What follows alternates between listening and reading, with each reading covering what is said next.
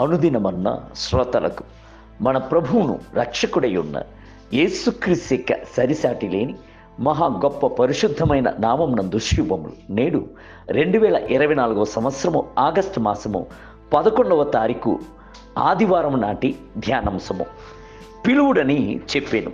Marks వార్త 10వ అధ్యాయము 49వ వచనం నందు యేసు నిలిచి వానిని పిలువుడని చెప్పగా, ఒకవైపున యేసు నిలబడుచున్నాడు, మరోవైపున బర్తమెయి నిలబడుచున్నాడు. ఇద్దరికి మధ్యన వెడము ఒకటి ఉన్నది. ఇట్టి వెడము దేనిని చూపించుచున్నది?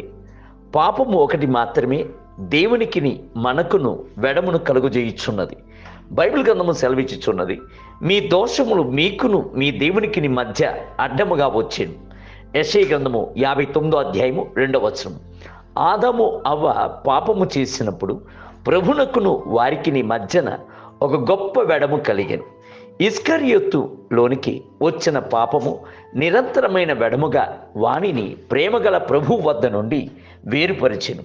ఇట్టి వెడమును తొలగించేటువంటి 2 అంశములు కలదు. మొదటిగా యేసు యొక్క రక్తము. ఒకడు యేసు యొక్క రక్తము చేత కడగబడుచున్నప్పుడు అతడు క్రీస్తుని వద్దకు సమీపించి వచ్చుచున్నాడు. బైబిల్ గ్రంథము సెలవిచ్చుచున్నది, మునుపు దూరస్తులైన మీరు ఇప్పుడు క్రీస్తు యేసునందు క్రీస్తు రక్తము వలన సమీపస్తులై ఉన్నారు. ఎందుకనగా ఆయన మన సమాధానమై ఉండి మీకును మాకును ఉండిన ద్వేషమును అనగా విధి రూపకమైన ఆజ్ఞలు గల ధర్మశాస్త్రమును తన శరీరమునందు కొట్టివేయుట చేత ఇలాగు చేసెను. గనుక ఆయనయే మనకు సమాధాన కారకుడై మధ్య గోడను పడగొట్టి మన ఉభయులను ఏకము చేసెను. ఇట్లు సంధి చేయుచు ఈ ఇద్దరిని తన యందు ఒక నూతన పురుషునిగా సృష్టించి తన శిలువ వలన ఆ ద్వేషమును సంహరించి దాని ద్వారా వీరిద్దరిని ఏకశరీరముగా చేసి దేవునితో సమాధానపరచెను. ఎఫెసీయులకు రాసిన పత్రిక 2వ అధ్యాయము 13 మొదలుకొని 16 వచనములు. రెండవది, సేవకులు క్రీస్తును జనులను సమాధానపరిచి, ఇదిగో మీ ప్రభు అని మానవ జాతికిని, ఇదిగో మీ బిడ్డ అని చెప్పి ప్రభువును జతపరచు సేవకులు కావలను, సమాధానపరచు సేవకులు కావలను.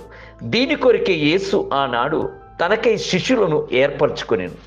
ఆయన 5 రొట్టెలను 2 చేపలను చేత పట్టుకుని ఆస్వాదించినప్పుడు వాటిని తీసుకుని వెళ్ళి 5,000 మందికి పంచిపెట్టుటకు సేవకులు కావలసిన వారై ఉండెను.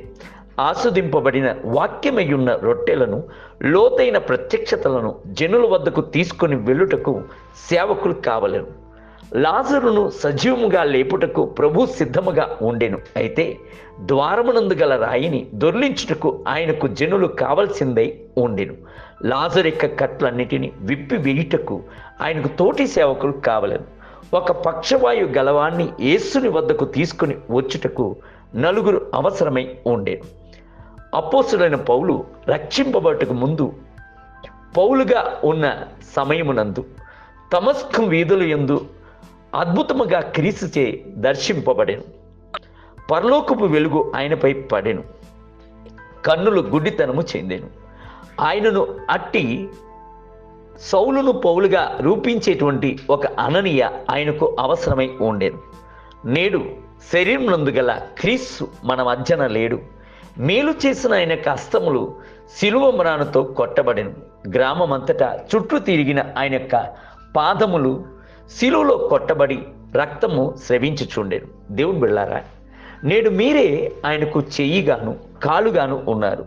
ఈ భూమిలో ఆయన విడిచిపెట్టి వెళ్ళిన పరిచర్యను మీరే కొనసాగించి చేయవలెను.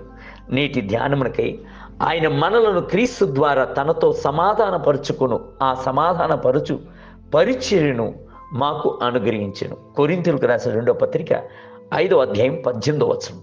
నేటి వేద పట్టణము ఉదయము కీర్తన గ్రంథము 81, 82 మరియు 83 అధ్యాయములు. సాయంత్రము రోమీయులకు రాసిన పత్రిక 11వ అధ్యాయం 19 మొదలుకొని 32 వచనములు.